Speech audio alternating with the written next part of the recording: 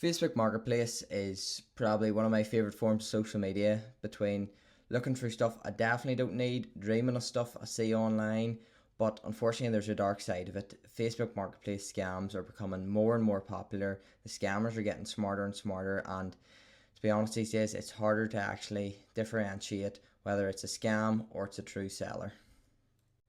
I'll give you one example here today. Here is my 2018 Vauxhall Astra I have for sale. I had literally just listed it online, and within 1 minute I got a message.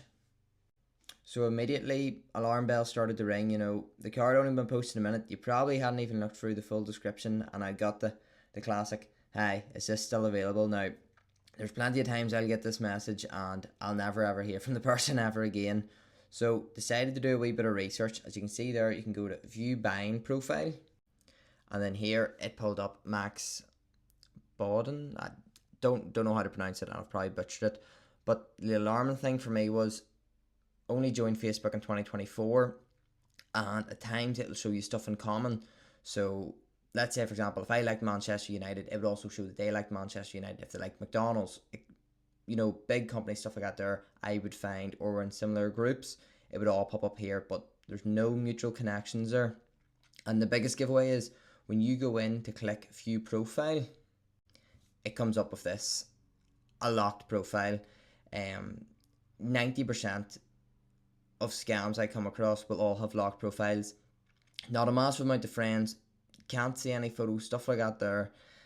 And that's immediately, yeah, it's a scam. Now, to be honest, I played along with it. I sort of knew from this point onwards this person wasn't genuine.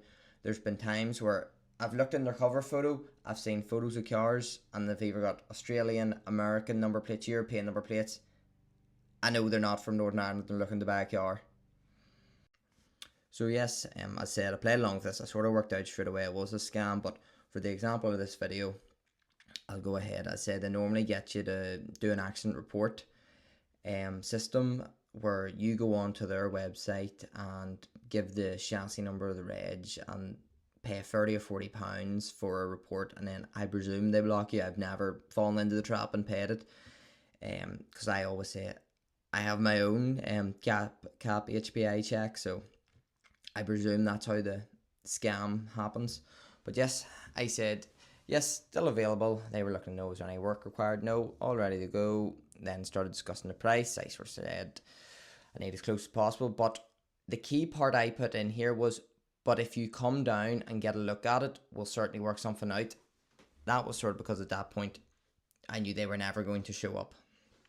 So yes, customer actually said to come down at 5 p.m. I don't know why I said customer. Scammer said he would come down at 5 p.m. looking to know address and all of that. And then he asked, great, why are you selling it? And if you look in my Facebook Marketplace profile, I quite clearly show that I'm a dealer. There's constantly cars posted on it and all of that. And I said, no, he asked without first owner as well, sorry. So I said, no, there's been 3 previous owners. I'm selling because I'm a car dealership. And then he said, do you have the VA report for the vehicle?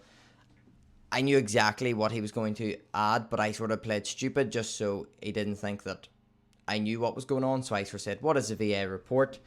And then he says, it's actually a detailed report from a vehicle auditor. It shows all the history of the vehicle, which any sort of normal CAP HPI check shows.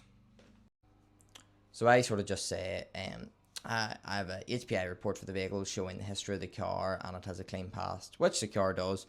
But I know he wasn't going to accept this form because he wasn't making any money off this. So even at this point, I was getting quite fed up with him. I was ready just to block him and move on. But within like a minute, 4 big long messages just saying, my report's not good enough. He's been scammed in the past. He's seen all this happen before. He wants me to do his report because his report's the only trusted one. So it gets a full detailed one, and he literally gives me step-by-step instructions how to do it. So I sort of get quite fed up at this point and then sort of go back at him.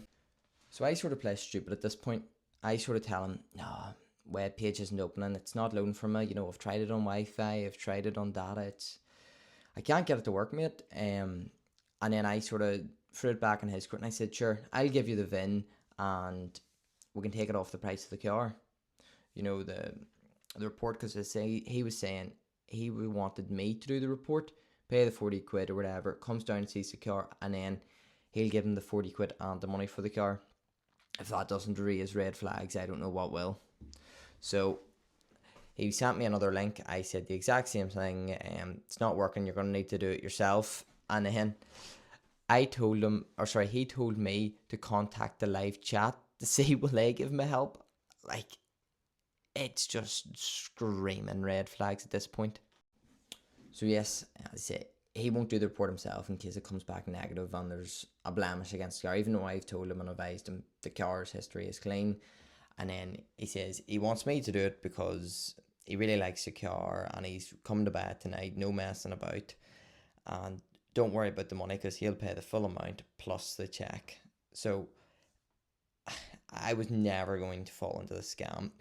So I still play the narrative of I can't open the web browser. Told him I tried in the laptop, tried in the phone, tried different web pages, still nothing will open. And I just go back and say, you're going to need to do it yourself and I'll give you the money when you come see the car. So he's very persistent, as all scammers are. He sent me the page that I should be seeing when I open up, and I sort of said, no, I don't see it. When I click up, nothing loads.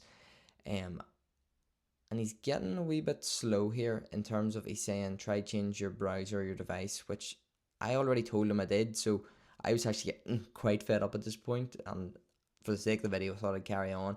And I said, I did just tell you I've tried on different devices and it's still not working.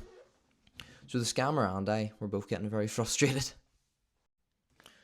So as I say, he's still trying to get me to do the report, and then it was actually I think 4:30 at this point, and I sort of say, sorry, I can't help you out, but look, come down at 5 and then maybe we can do it together or your phone.